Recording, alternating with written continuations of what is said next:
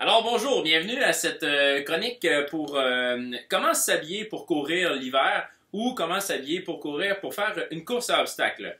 Alors, premièrement, je vais vous présenter mon cobaye aujourd'hui, Jason Dawn. Jason Dawn qui devrait arriver bientôt.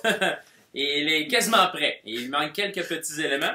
Alors, ce qui est important, c'est de comprendre le principe de couche. Il ne faut pas s'habiller avec des grosses affaires, puis plus c'est gros. Non, maintenant, il y a des vêtements qui sont faits avec des matériaux qui sont plus spécifiques, technologiquement avancés. Donc, on y va en principe de couche. L'air est un isolant et il faut que ça respire. Alors, on va commencer tout d'abord par les sous-vêtements. On va éliminer les boxers parce que M. Jason les a déjà. Donc, en fait, ça prend des sous-vêtements de type dry fit. Donc, on peut avoir pour les pantalons comme les CrossFit. Donc, on peut avoir des pantalons qui sont très serrés, extensibles. Donc, voilà, ça peut être un bon outil. Sinon, ben, vous avez tout simplement les pantalons. On va lui donner ceux-là. Pantalon normal, style jogging, mais vraiment plus matériel respirant. Donc, on va lui donner ceux-là. Demandez comment ça fait. Il fait presque pas froid en plus. Sinon, il y en a qui peuvent courir aussi avec des culottes de neige, mais pas de type snow. On voit qu'ils sont très minces. Donc, ça aussi, ça peut être un outil intéressant.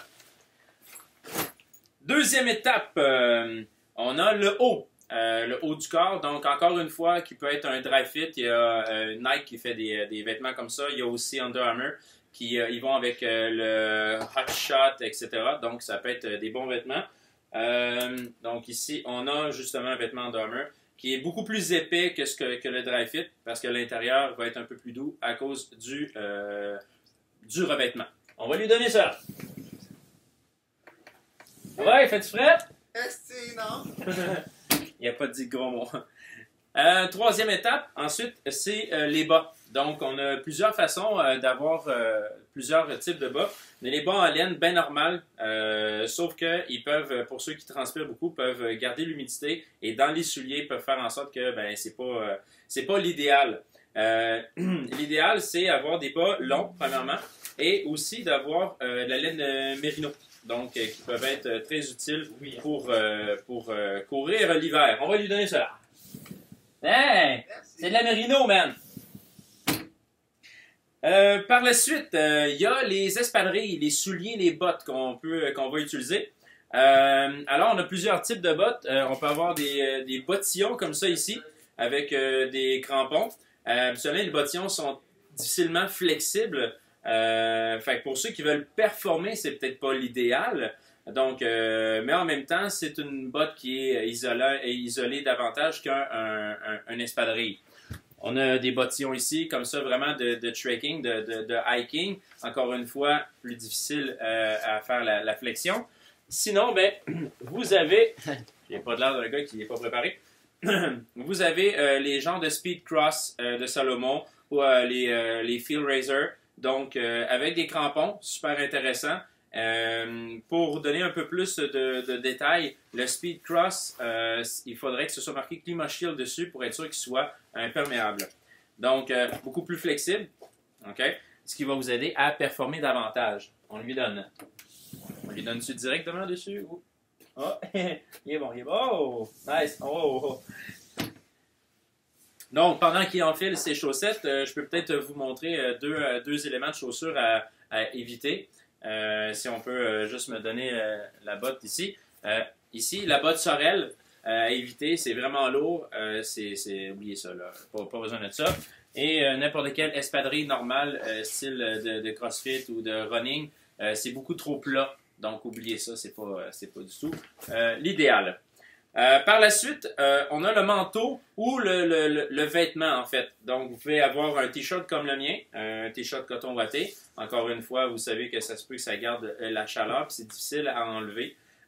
Donc, sinon, encore une fois, une autre épaisseur par-dessus. Sinon, ben, vous avez tout simplement la veste, une veste de type Gore-Tex ou coupe-vent qui peut être utile parce qu'on peut l'enlever pendant qu'on court. Donc, on va lui donner celle-ci. Une veste, buddy! Thank you! Par la suite, on a le cou et la figure. Il y a des petites choses comme ça qui se vendent très intéressantes. En fait, pour mettre le nez, ici, on attache derrière. Les oreilles sont cachées et le cou aussi. Donc, c'est quand même assez intéressant.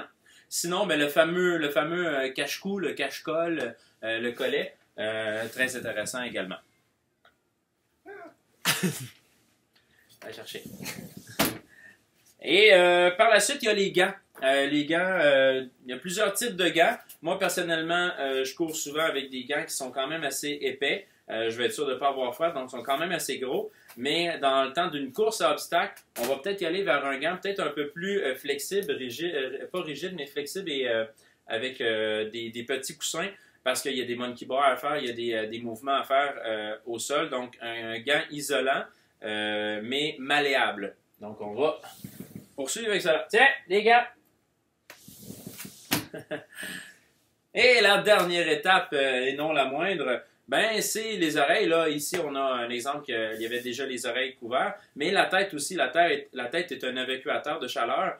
On ne veut pas nécessairement conserver cette chaleur-là puisqu'on doit se refroidir, donc il faut qu'elle reste à l'air libre. Mais en même temps, on ne veut pas avoir froid. Donc moi, je vous conseille soit une tuque ou une tuque ou une casquette à la limite. Une casquette peut être aussi un bon outil. Juste pour conserver quelque chose sur la tête. Voilà. On lui donne une tuque. Manque-tu quelque chose? T'as de l'air prêt, hein? Donc voilà, en gros, c'est ce qui conclut comment s'habiller cet hiver pour courir et faire des courses à obstacles. Les dernières choses au niveau des accessoires, pas besoin d'avoir sur vous quand vous courez 5 km de l'eau avec vous, à moins que vous soyez quelqu'un qui en a vraiment besoin. On ne perd pas d'électrolytes, on n'a pas besoin de sucre, rien de ça. Comme je disais, à moins que vous ayez des problèmes de diabète ou peu importe. Pas besoin de crampons non plus pour les courses à obstacles. Ça se fait très bien avec des speedcross ou au moins un soulier qui a un minimum de crampons. Sinon, ben, je vous souhaite une bonne saison hivernale et des bonnes courses qui s'en viennent. C'est bon, Jason, tu peux partir courir. Merci. Bonne journée.